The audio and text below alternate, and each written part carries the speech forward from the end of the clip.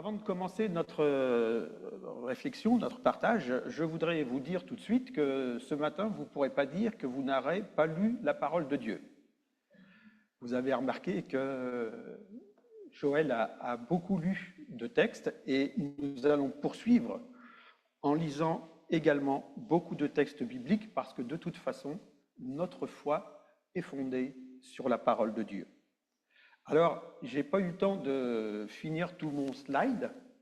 Donc là, vous avez le titre « Soignons notre conduite et notre piété ». Alors, je n'ai pas fait de menu, mais je peux vous dire grosso modo à quoi ça va ressembler. Nous avons de bonnes raisons de prendre soin, de devoir prendre soin de notre piété et de notre conduite. Nous allons voir également la meilleure façon de le faire. Et enfin, nous finirons par la lecture d'un texte biblique qui sera assez long, mais qui nous donnera quelques bons enseignements concernant ce sujet particulier. Alors, je vous invite, plutôt on va le faire un petit peu après, je voudrais juste introduire mon message en soulignant simplement que mercredi soir, lors de notre réunion de prière hebdomadaire en distanciel, nous avons parlé de la piété. En résumé, nous avons vu qu'il était nécessaire que nous en prenions un grand soin. Et nous avons rappelé également que conformément à ce qui est écrit en 2 Pierre, chapitre 1, 3 à 5, Dieu nous a donné tout ce qui contribue à la vie et à la piété. Il nous a fait pour cela les plus grandes et les plus précieuses promesses. Et que parmi ces multiples dons qu'il nous a faits, il y avait en particulier celui de la prière. C'est-à-dire qu'il nous a donné la possibilité et la liberté de nous approcher de lui avec confiance et d'entrer en communication avec lui par le moyen de la prière. Alors, vu que c'était une réunion de prière, on s'est arrêté là. Mais il m'a paru bon et même nécessaire de partager avec vous quelques réflexions au sujet de notre conduite et de notre piété, tellement ces sujets sont importants pour notre vie.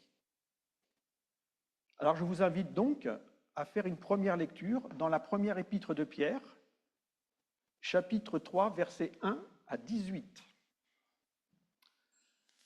Voici déjà, bien-aimés, la seconde lettre que je vous écris. Dans l'une et dans l'autre, je cherche à éveiller par des avertissements votre saine intelligence, afin que vous vous souveniez des choses annoncées d'avance par les saints prophètes et du commandement du Seigneur et Sauveur, enseigné par vos apôtres. Sachez avant tout que dans les derniers jours, il viendra des moqueurs avec leurs railleries et marchant selon leur propre convoitise. Ils disent « Où est la promesse de son avènement ? Car depuis que les pères sont morts, tout demeure comme dès le commencement de la création. Ils veulent ignorer, en effet, que les cieux existèrent autrefois par la parole de Dieu, ainsi qu'une terre tirée de l'eau et formée au moyen de l'eau, et que par ces choses, le monde d'alors périt, submergé par l'eau. Mais, par la même parole, les cieux et la terre d'à présent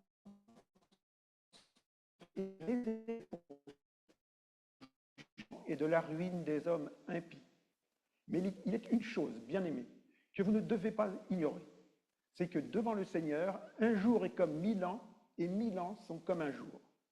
Le Seigneur ne tarde pas dans l'accomplissement de la promesse, comme quelques-uns le croient, mais il use de patience envers vous, ne voulant pas qu'aucun périsse, mais voulant que tous arrivent à la repentance. Le jour du Seigneur viendra comme un voleur. En ce jour, les cieux passeront avec fracas, les éléments embrasés se dissoudront, et la terre, avec les œuvres qu'elle renferme, sera consumée. Puisque tout cela est en voie de dissolution, combien votre conduite et votre piété doivent être saintes. Attendez et hâtez l'avènement du jour de Dieu, jour à cause duquel les cieux enflammés se dissoudront et les éléments embrasés se fondront. Mais nous attendons selon sa promesse, de nouveaux cieux et une nouvelle terre où la justice habitera. C'est pourquoi, bien-aimés, en attendant ces choses, appliquez-vous à être trouvés par lui sans tache et irréprochables dans la paix. Croyez que la patience de notre Seigneur est votre salut, comme notre bien-aimé frère Paul vous l'a aussi écrit, selon la sagesse qui lui a été donnée. C'est ce qu'il fait dans toutes les lettres où il parle de ces choses, dans lesquelles il y a des points difficiles à comprendre, dont les personnes ignorantes et mal affermies tordent le sens, comme celui des autres Écritures, pour leur propre ruine. Vous donc, bien-aimés, qui êtes avertis, tenez-vous sur vos gardes, de peur qu'entraînés par l'égarement des impies, vous ne veniez à déchoir de votre fermeté. Mais croissez dans la grâce et la connaissance de notre Seigneur et Sauveur Jésus-Christ. À lui soit la gloire, maintenant et pour l'éternité. Amen. Amen. Nous savons que nous sommes parvenus à la fin des temps. Et nous l'avons lu ensemble, l'apôtre Pierre, dans ce texte, évoque clairement les temps de la fin. Et il est évident, ça tombe sous le sens, que nous sommes, nous, bien plus proches de la fin de ces temps que ne pouvait l'être l'apôtre et ceux à qui il a écrit. Donc, comme il leur a écrit, à cause du fait que nous sommes à la fin des temps, que les cieux vont s'embraser et se dissoudre, prenez soin de votre piété et de votre conduite. À combien plus forte raison devons-nous nous appliquer ces paroles? Puisque tout cela est en voie de dissolution, combien votre conduite et votre piété doivent être saintes. Alors, je vous invite donc à relire ce texte-là avec moi. Puisque tout cela est en voie de dissolution, combien votre conduite et votre piété doivent être saintes. Et le second, c'est pourquoi, bien-aimés, en attendant ces choses, appliquez-vous à être trouvés par lui sans tache et sans reproche. Permettez-moi de vous signaler que le verbe s'appliquer, appliquer, renferme également l'idée de faire des efforts, de faire tous ces efforts. D'ailleurs, certaines Bibles l'ont traduit comme cela. Par exemple, la Nouvelle Bible Seconde, la TOB, la traduction écuménique de la Bible, ou la Seconde 21. Alors, à combien plus forte raison, nous qui sommes d'autant plus proches de la fin des temps, nous devrions nous appliquer, faire tous nos efforts, à ce que notre conduite et notre piété soient saintes, afin d'être trouvés par le Seigneur sans tache et irréprochables. Alors, nous allons relever brièvement 5 points tirés de ces deux textes. Je les ai mis en rouge. Le premier, c'est dans la perspective de la dissolution du monde que nous connaissons et dans celle de l'avènement de nouveaux cieux et d'une nouvelle terre que nous devons nous préoccuper de la qualité de notre conduite et de notre piété. En d'autres termes, toute notre vie, en particulier notre conduite et notre piété, doit être orientée dans la perspective qu'un jour, le monde dans lequel nous sommes prendra fin, pour s'ouvrir dans un autre monde. C'est maintenant que tout se joue et il n'y aura pas de seconde chance. Il n'y a pas de séance de rattrapage. C'est maintenant qu'il faut prendre soin de notre conduite et de notre piété. Deuxièmement, il est question de sainteté. Notre conduite et notre piété, c'est du haut de gamme, si vous me permettez l'expression. Ce n'est pas une conduite ni une piété à 3 francs 6 sous. Ce n'est pas du bas de gamme, de l'approximatif. C'est du sérieux. Il est question de sainteté. Et dans la Bible, la sainteté, évidemment, fait référence à celle de Dieu. Troisièmement, il est également question de notre conduite. Notre conduite concerne le côté extérieur de notre vie. C'est notre manière d'agir dans la vie quotidienne, dans nos paroles, dans nos gestes, dans nos choix. Notre conduite, c'est le reflet de notre moralité et de notre éthique chrétienne dans nos relations avec ceux qui nous entourent. Quatrièmement, pour ce qui est de notre piété, elle concerne, elle, le côté intérieur de notre vie. C'est notre manière d'être dans notre relation personnelle avec Dieu, au travers de la prière, de la méditation de sa parole et du culte d'adoration que nous lui rendons. En fait, notre piété, c'est l'élément crucial de ce que nous sommes en réalité. C'est elle, notre piété, qui détermine l'orientation et la qualité de notre conduite envers ceux qui nous entourent. Plus notre piété sera conforme à la volonté de Dieu, plus notre conduite le sera également.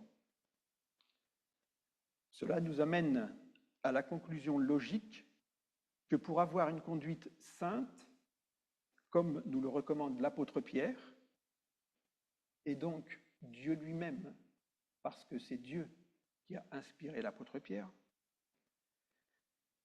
nous devons donc nous préoccuper vraiment avec le plus de sérieux possible de la sainteté de notre piété. Et une piété sainte ne peut avoir pour fruit qu'une conduite sainte. Cinquièmement, enfin, notre responsabilité est pleinement engagée dans cette entreprise. Nous l'avons lu de Pierre 3,14.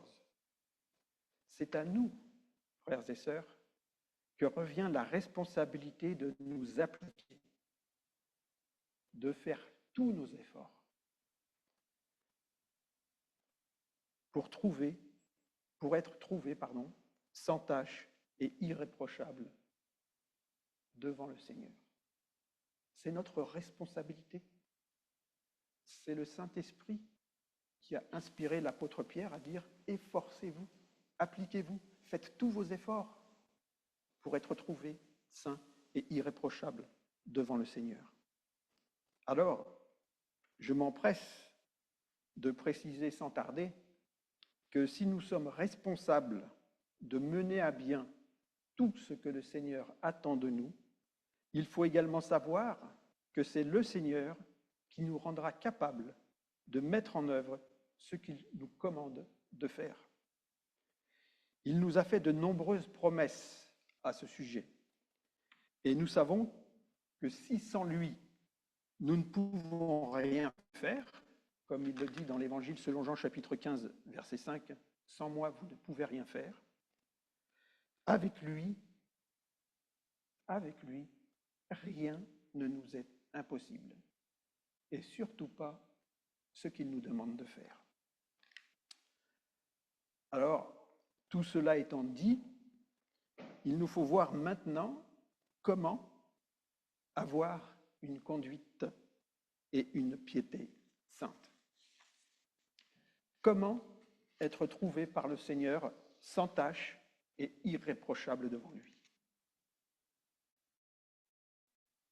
Tout simplement en mettant en pratique ce que nous enseigne la parole de Dieu, notamment en ce qui concerne le sujet de ce matin, à prendre Dieu lui-même pour modèle et limité dans sa manière d'être et de faire.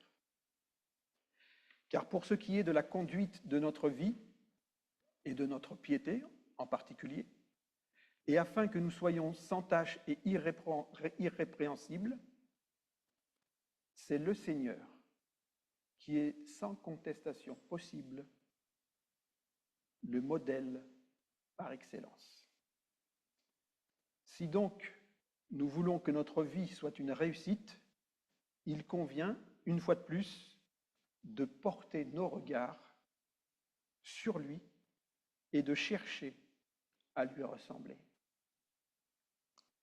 C'est le meilleur moyen d'avoir une conduite et une piété qui lui soient agréables, qui soient conformes à sa sainte volonté. C'est ce que l'apôtre Paul nous recommande de faire dans l'épître aux Éphésiens, chapitre 5, versets 1 à 2. Si vous pouvez afficher le slide. Là encore, l'apôtre est inspiré par Dieu. C'est Dieu qui nous parle. Devenez donc les imitateurs de Dieu. Nous sommes appelés à devenir les imitateurs de Dieu, comme des enfants bien-aimés, et marcher dans l'amour, à l'exemple de Christ qui nous a aimés et qui s'est livré lui-même à Dieu pour nous, comme une offrande et un sacrifice de bonne odeur. Alors, je pense qu'il peut nous être profitable de nous rappeler ici deux autres textes que nous connaissons très bien parce qu'on les a souvent évoqués ici. Le premier se trouve dans Colossiens 1,15, si c'est possible de l'afficher. Le Fils, donc Jésus, est l'image du Dieu invisible, le premier-né de toute la création. Et dans l'Évangile selon Jean, chapitre 14, versets 8 à 11, Jésus parle à ses disciples et il leur dit, Philippe lui dit, « Seigneur, montre-nous le Père et cela nous suffit. » Jésus lui dit, « Il y a si longtemps que je suis avec vous et tu ne m'as pas connu, Philippe? Celui qui m'a vu a vu le Père. Comment dis-tu, montre-nous le Père? Ne crois-tu pas que je suis dans le Père et que le Père est en moi? Les paroles que je vous dis, je ne les dis pas de moi-même, et le Père qui demeure en moi, c'est lui qui fait les œuvres. Croyez-moi, je suis dans le Père et le Père est en moi. Croyez du moins à cause de ses œuvres. Ainsi, imiter Dieu équivaut à imiter le Seigneur Jésus. Et en regardant ce que Jésus a fait et en écoutant ce qu'il a dit, nous voyons Dieu agir, nous entendons Dieu parler. Ainsi, il nous devient possible d'imiter Dieu, puisqu'en Jésus-Christ, Dieu a une forme visible. Puisqu'au travers de Jésus, nous l'avons en quelque sorte, Dieu, sous les yeux. Ce n'est pas sans raison que l'apôtre choisit ce terme pour décrire la manière dont les chrétiens doivent vivre. L'apôtre Paul avait une bonne raison, et derrière lui, je le répète, le Seigneur lui-même. Ce n'est pas sans raison que ce terme a été employé. D'ailleurs, l'apôtre Paul, imitateur, il l'était lui-même à l'égard de Christ, et il demandait même à ses lecteurs, qui dans l'ensemble avaient bien besoin de changer de vie, puisqu'il est question des Corinthiens, il leur demandait de l'imiter lui, comme il était lui-même imitateur de Jésus. Si vous pouvez afficher le slide, 1 Corinthiens 11, 1, « Soyez mes imitateurs comme je le suis moi-même de Christ. »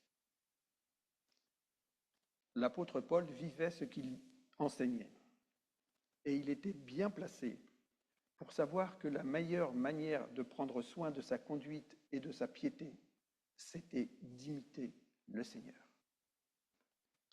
Suivons ses traces. C'est en considérant comment procède un imitateur à l'égard de celui qu'il veut imiter que l'on comprend bien pourquoi l'apôtre Paul a choisi ce terme. il est impératif pour un imitateur de connaître le plus parfaitement possible celui qu'il cherche à imiter, celui qu'il veut imiter. Car le bon imitateur, ne cherche pas à se contenter de faire du recopiage de surface. Sa démarche, elle est plus profonde. Il cherche à incarner son personnage. Alors, je ne l'ai pas noté, mais pour préparer ce message, j'ai fait quelques recherches et j'ai trouvé que Jean Dujardin a joué le rôle de Buster Keaton. En plus, c'était un film sans parole. Il l'a étudié sous toutes ses coutures. Sous toutes ses coutures. Ses gestes, pas ses paroles, mais ses gestes, sa gestuelle, tous ses mouvements, ses mimes. Il a tout étudié. Ça lui a fait valoir un Oscar, je crois. Marion Cotillard, elle a joué le rôle d'Édith Piaf dans le film La Môme. Et là, c'est pareil. Elle a tout fait. Elle a étudié à 100%. Et pour elle, ça a été même très loin, puisque après le film, elle avait encore l'impression, mais là c'est un peu trop exagéré, que Édith Piaf vivait en elle. Tout ça pour dire que les personnes qui cherchent à imiter, cherchent à connaître le plus parfaitement possible, le plus intimement possible, les personnages qu'ils cherchent à imiter. Et nous, en tant que chrétiens, nous devons chercher à connaître le plus précisément possible le Seigneur, afin de pouvoir être ses imitateurs.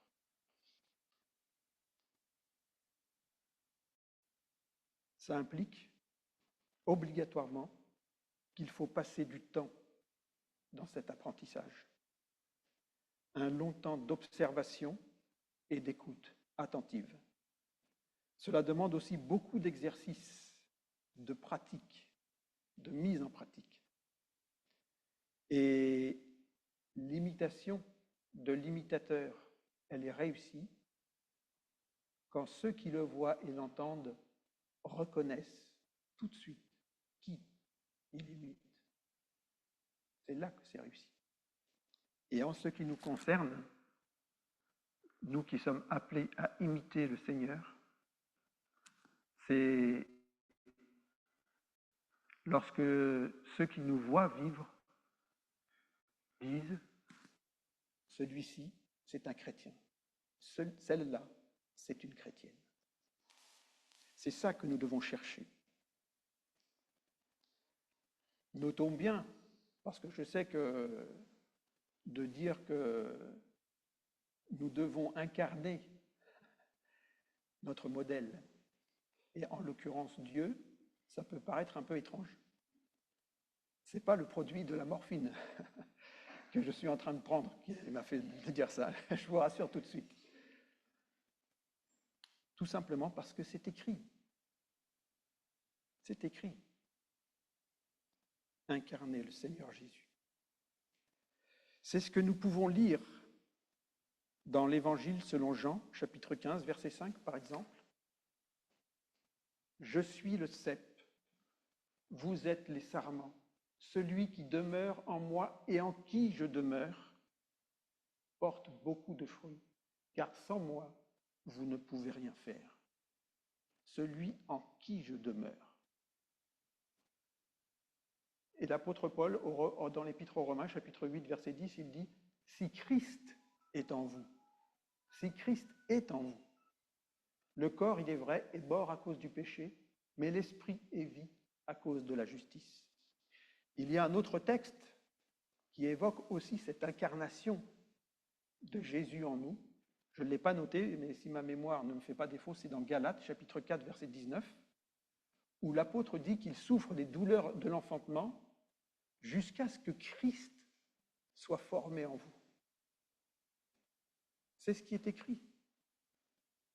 La volonté de Dieu pour chacun d'entre nous, c'est que Christ soit formé en nous. Et nous qui sommes chrétiens, nous devons avoir l'assurance que Christ habite déjà dans notre cœur.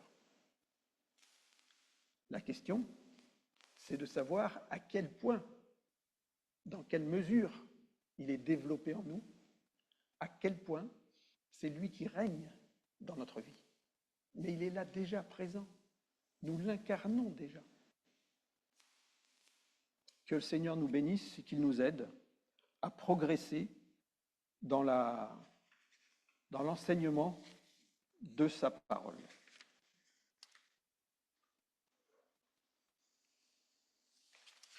Alors, pour conclure, nous allons prendre le temps de lire un passage de la parole de Dieu, assez long, je dois le dire. J'ai beaucoup hésité à le lire dans son intégralité. Au départ, je voulais juste prendre des petits éléments. Et puis, tout compte fait, je me suis dit, bon, c'est un culte. C'est Dieu qui parle quand on lit la Bible. Donc, je pense que c'est ce qu'il y a de mieux, en fait, plus que ce que moi je vous ai apporté, c'est de l'écouter de lui. Donc, nous allons lire dans le contexte où Paul, justement, dit en Éphésiens 5, chapitre 5, versets 1 à 2, où il nous dit « Soyez les imitateurs de Dieu ». Nous allons lire ce qui vient avant et ce qui vient après. Ce qui vient avant, et on commence donc Éphésiens, chapitre 4, versets 17 à 22. « Voici ce que je dis et ce que je déclare dans le Seigneur. Vous ne devez plus marcher comme les païens, qui marchent selon la volonté de leurs pensées. » Et je vous rappelle ici que dans la Bible, marcher, ça exprime l'idée de vivre. C'est un synonyme. Vous ne devez plus marcher comme les païens qui marchent selon la vanité de leurs pensées. Ils ont l'intelligence obscurcie. Ils sont étrangers à la vie de Dieu, à cause de l'ignorance qui est en eux, à cause de l'endurcissement de leur cœur. Ayant perdu tout sentiment, ils se sont livrés au dérèglement pour commettre toute espèce d'impureté jointe à la cupidité. Mais vous, ce n'est pas ainsi que vous avez appris Christ, si du moins vous l'avez entendu, et si, conformément à la vérité qui est en Jésus, c'est en lui que vous avez été instruits à vous dépouiller par rapport à votre vie passée du vieil homme qui se corrompt par les convoitises trompeuses. Et je me permets de vous signaler que... Non, on revient sur le... Voilà, merci. Par rapport à la dernière ligne, par rapport à votre vie passée, le mot « vie », c'est le même mot que l'apôtre Pierre emploie lorsqu'il nous parle de conduite. Combien votre conduite et votre piété doivent être saintes, c'est le même mot qui est employé ici. Et certaines Bibles le traduisent comme cela. Par rapport à votre conduite passée, vous avez appris à vous dépouiller par rapport à votre conduite passée. On est appelé à changer radicalement de conduite. Donc la conduite du vieil homme qui se corrompt par les convoitises trompeuses, à être renouvelé dans l'esprit de votre intelligence et à revêtir l'homme nouveau, créé selon Dieu, dans une justice et une sainteté que produit la vérité. Jésus a dit, ta parole est la vérité. Sanctifie-les par ta vérité. D'où la nécessité, encore une fois, de lire, de méditer la parole de Dieu. C'est vital pour nous. C'est vital. C'est pourquoi renoncez au mensonge et que chacun de vous parle selon la vérité à son prochain, car nous sommes membres les uns des autres. Si vous vous mettez en colère, ne péchez point. Que le Seigneur ne se couche pas sur votre colère. Que le soleil ne se couche pas sur votre colère. Et ne donnez pas accès au diable. Que celui qui dérobait ne dérobe plus, mais plutôt qu'il travaille, en faisant de ses mains ce qui est bien, pour avoir de quoi donner à celui qui est dans le besoin. Qu'il ne sorte de votre bouche aucune parole mauvaise. On a vite fait. C'est vite fait que notre bouche fasse sortir des paroles mauvaises. Mais s'il y a lieu, quelques bonnes paroles qui servent à l'édification et communiquent une grâce à ceux qui l'entendent, n'attristez pas le Saint-Esprit de Dieu, par lequel vous avez été scellés pour le jour de la rédemption. Un jour, j'ai fait un message sur l'Église et j'avais dit, en particulier, que dans cette Église, on était tous différents et que nous étions tous tordus, mais pas au même endroit. Je ne sais pas si vous vous souvenez. Eh bien, sachez que cette parole, que j'aurais aimé être de moi, ne l'était pas, je vous l'avais dit à l'époque d'ailleurs, mais qu'elle venait de notre sœur ici présente. Elle l'avait dit un jour et j'ai dit, ça, il faut que je le retienne. Donc, merci. Je ferme la parenthèse. Donc, on passe à la suite. Que toute amertume, toute animosité, toute colère, toute clameur, toute calomnie et toute espèce de méchanceté disparaissent du milieu de vous. Soyez bons les uns envers les autres, compatissants, vous pardonnant réciproquement, comme Dieu vous a pardonné en Christ. Voilà le programme de Dieu pour nous. Et notez bien, vous pardonnant réciproquement comme Dieu vous a pardonné en Christ. C'est un appel à imiter Dieu, à faire comme lui, il a fait envers nous en Jésus-Christ. Ensuite, de mémoire, il y a Éphésiens 5, 1, 2, mais là on passe puisqu'on l'a lu tout à l'heure, et on arrive à Éphésiens 5, 3, 9, que la débauche, ni aucune impureté, ni la cupidité ne soient pas même nommées parmi vous, ainsi qu'il convient à des saints. Qu'on n'entende ni paroles grossières, ni propos insensés ou équivoques, choses qui sont contraires à la bienséance, qu'on entende plutôt des actions de grâce. Car sachez-le bien, aucun débauché ou impur ou cupide, c'est-à-dire idolâtre, n'a d'héritage dans le royaume de Christ et de Dieu. Que personne ne vous séduise par de vains discours, car c'est à cause de ces choses que la colère de Dieu vient sur les fils de la rébellion. N'ayez donc aucune part avec eux. Autrefois, vous étiez ténèbres, et maintenant, vous êtes lumière dans le Seigneur.